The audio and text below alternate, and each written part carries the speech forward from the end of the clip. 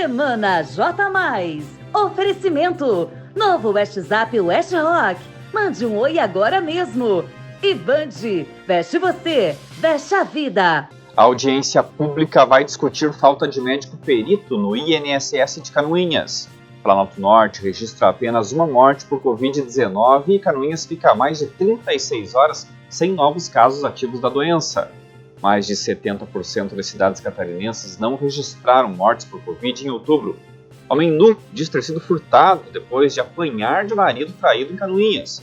Votação do projeto do reajuste de servidores da segurança pública é adiada na Assembleia Legislativa. E ainda casos de maus-tratos a cavalos em Canoinhas chamam a atenção para a causa animal. Estes são os destaques do Semana J+. Fique com a gente!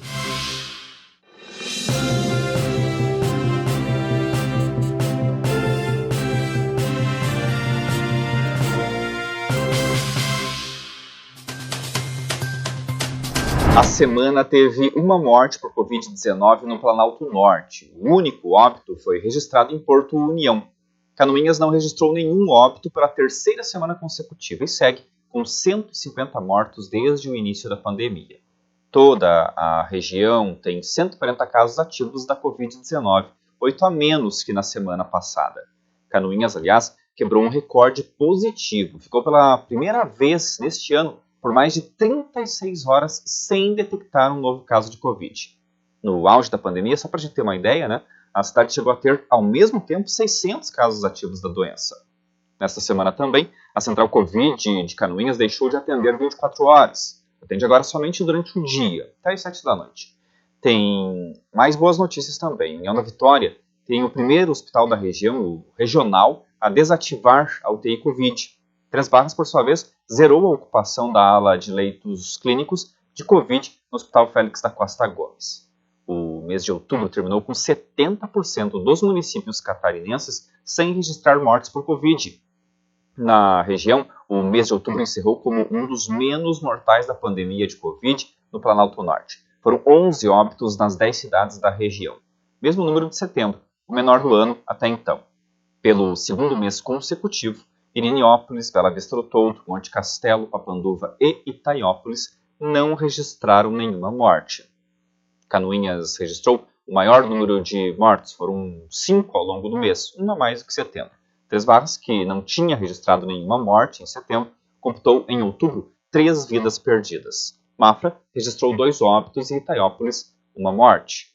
Os 4 óbitos em Canoinhas registrados em setembro representam o menor número de mortes em 2021 desde fevereiro, quando também 4 pessoas morreram por Covid-19 na cidade. Outubro encerrou, no entanto, com o menor número de casos ativos da doença neste ano. Apenas 20 moradores da cidade estavam com a doença no último dia do mês. O assunto mais comentado da semana foi a situação delicada na qual um morador aqui de Canoinhas se envolveu na madrugada de domingo. A princípio, a Polícia Militar foi chamada por causa de uma briga. Ao chegarem nas proximidades do Colégio Santa Cruz, os policiais encontraram um homem nu e mais 3 pessoas. O homem nu informou que conheceu uma mulher num bar do centro da cidade, que ela informou que era solteira e o convidou para ir à sua casa. Só que lá na casa, eles foram surpreendidos pelo esposo da mulher. E ele flagrou os dois em ato sexual. Enfurecido, o homem traído quebrou os vidros do veículo da vítima, um Ford Focus, e furou 3 pneus. Diante da situação, os militares mediaram o conflito e notificaram a vítima, no caso, o homem nu, por atentado violento ao pudor, e o autor das agressões. Foi marcada uma audiência no fórum para esclarecimento dos fatos, mediante o registro do boletim em termos circunstanciado, e também foi chamado o guincho, já que o Focus não tinha condição nenhuma de rodar. Logo em seguida, durante o procedimento de remoção desse carro, a polícia militar foi chamada novamente, porque o homem que estava nu contou que foi amparado por 2 pessoas que estavam passando pelo local, e aí um desses cidadãos que estava ali próximo foi buscar, a pedido do homem nu, as suas pertences pessoais dentro do carro, inclusive a carteira.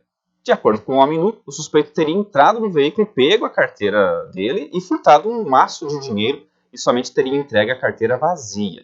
O suspeito informou que não tinha pego nada. Em revista pessoal, no bolso traseiro da calça dele foram encontrados apenas R$ 25, sendo que a vítima informou que nessa carteira havia pelo menos R$ 700. Os policiais realizaram o trajeto do suspeito até a vítima, mas não encontraram o montante que estava faltando. O suspeito, a vítima e o guincheiro, que foi testemunha, foram levados para a delegacia. Olha só essa imagem, um dos cruzamentos mais movimentados do centro de Canoinhas, entre o posto Passos e o Futurama, na rua Eugênio de Souza, teve esse fechamento envolvendo 2 veículos na quarta-feira à noite. Apesar do susto e dos danos materiais, ninguém se feriu. Falando em acidentes, uma viatura da Polícia Rodoviária Federal tombou na BR-280 em frente ao posto da corporação em Canoinhas. Segundo a PRF, um automóvel não obedeceu a uma ordem de parada e fugiu. Ao fazer a volta rapidamente, a viatura acabou tombando. Os 2 policiais que estavam na viatura não se feriram. E já começou a época da piracema, aquele período de reprodução dos peixes, quando então a pesca nos rios é proibida. Na segunda-feira agora, primeiro dia do mês, a Polícia Ambiental fez fiscalização aquática no interior de Canoinhas, nas localidades de Paula Pereira e Santa Leocádia. Foram realizadas rondas pelo Rio Iguaçu e Rio Negro, sendo localizados 25 metros de rede, petrecho proibido apreendido para destruição. Os responsáveis não foram localizados. Policiais rodoviários federais localizaram na BR-116 em Mafra uma adolescente de 13 anos com registro de desaparecimento no município de Zé Doca, no estado do Maranhão. Ela estava em companhia do namorado, de 18 anos, também natural do Maranhão. O casal viajava de ônibus até São Joaquim, onde, segundo eles, trabalhariam em uma plantação de maçãs. O rapaz foi conduzido à delegacia de Mafra e a menor ficou aos cuidados do Conselho Tutelar. Posteriormente, o jovem foi liberado, voltou à unidade operacional da PRF e ganhou um prato de comida, porque ele disse que não se alimentava há 2 dias. Os policiais também providenciaram um abrigo para ele passar a noite. A audiência pública vai discutir falta de médico perito no INSS de Canoinhas e ainda casos de maus tratos a cavalos em Canoinhas chamam atenção para a causa animal. Nós voltamos em 1 minuto.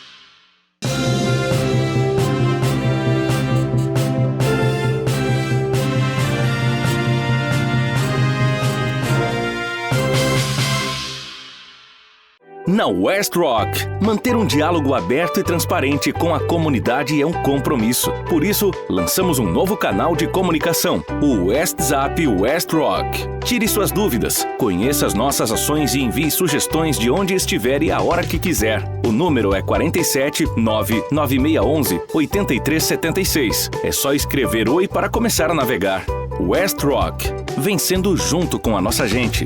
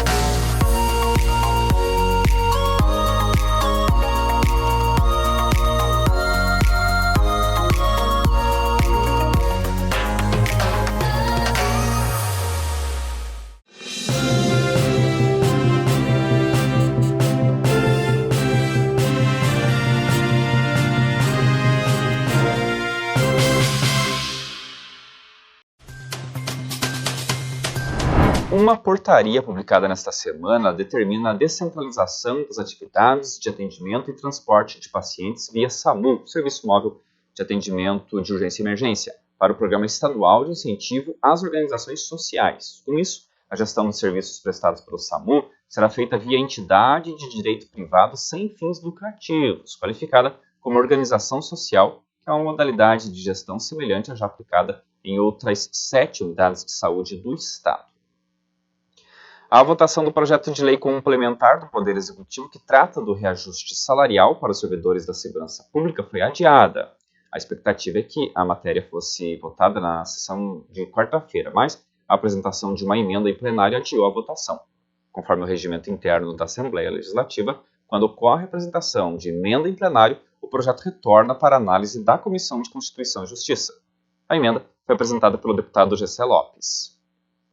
Agora é lei. Está proibido oferecer empréstimos a aposentados por telefone em Santa Catarina. Está proibido por lei em Santa Catarina oferecer e contratar empréstimos ou financiamentos para aposentados e pensionistas por meio de ligação telefônica. O projeto de lei, aprovado em plenário pela Assembleia Legislativa, foi uma iniciativa do deputado licenciado Luiz Fernando Vampiro. O governador Carlos Moisés da Silva sancionou o projeto no último dia 25 e a nova lei já foi publicada no Diário Oficial do Estado.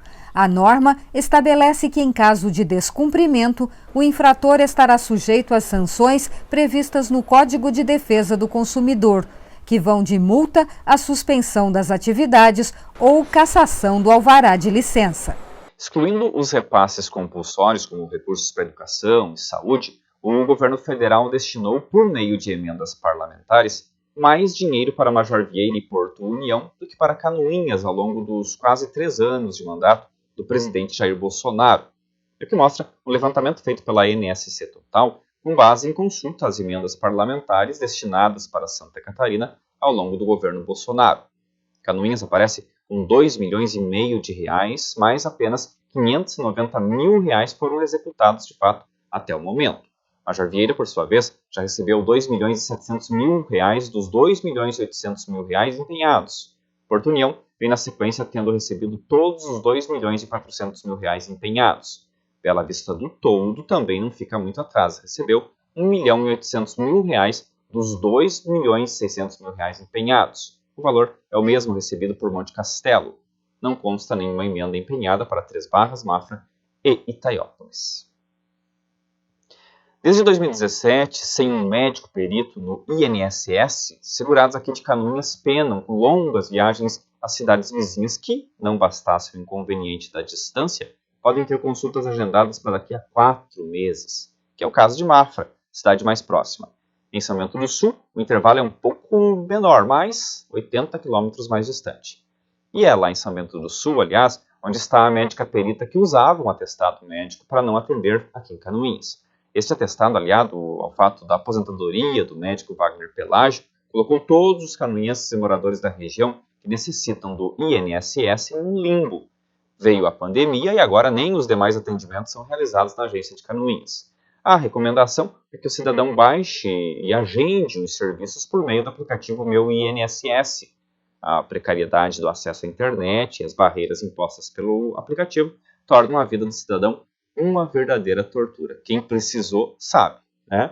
E pensando tudo isso, a vereadora Zenilda Lemos, do MDB, está propondo a realização de uma audiência pública no dia 19 de novembro, às 9 da manhã, na Câmara de Vereadores. A ideia é expor os problemas ocasionados pela falta de médico perito e dos demais atendimentos na agência ante as dificuldades em se usar o atendimento virtual. Sem condições de ser deliberativa, essa audiência deve fazer pelo menos um abaixo-assinado exigindo que a Previdência nomeie um médico perito com urgência para atender aqui em Canoinhas. Uma das ideias, por exemplo, é de que, já que foi a médica daqui para São Bento do Sul, um outro médico venha para Canoinhas.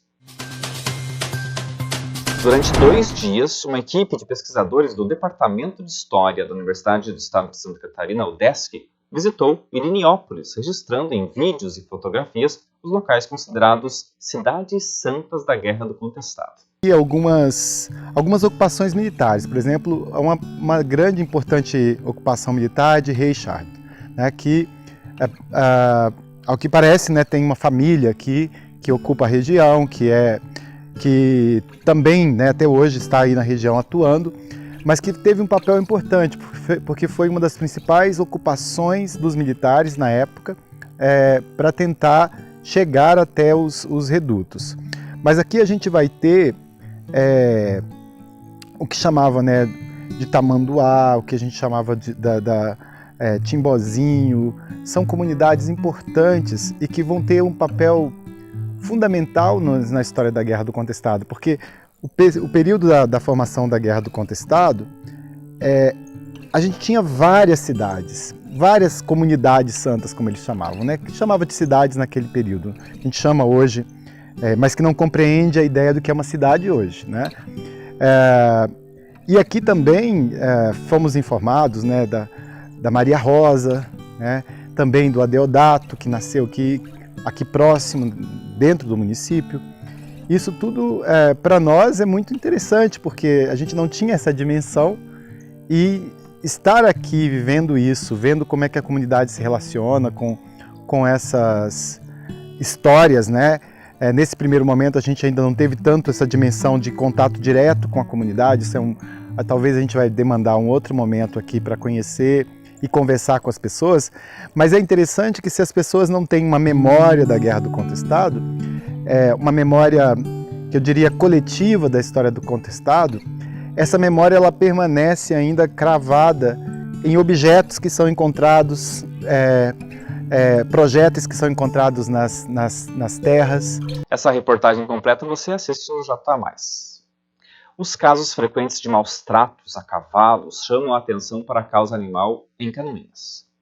Na semana passada, a imagem deste cavalo totalmente debilitado comoveu Canoinhas e região. Quando eu cheguei, ele estava caído dentro de um terreno. Esse terreno não era de nenhum desse senhor, nem desse rapaz. Ele estava caído, extremamente fraco. Ele era um cavalo branco e assim, ele estava tomado daqueles carrapichos que chamam, que aquilo machuca, né? Aquilo é um espinho. Então ele estava assim numa situação deplorável. Aí eu acionei os bombeiros, informei que eu estava com um pouco de medo, porque eu estava sozinha no local. O cavalo estava caído e eu precisaria da ajuda tanto para levantar ele, quanto para eu não ficar sozinha lá, né? Que seria uma situação até de vulnerabilidade. E nisso chegaram 2 rapazes, enquanto estava eu, o veterinário e uma moradora do local. Chegaram 2 pessoas em uma moto, dizendo que eram os donos do cavalo e que iriam levar ele. Essa reportagem completa do Luiz Felipe Marshall que você assiste neste domingo aqui no J+. Uma excelente semana e até a próxima.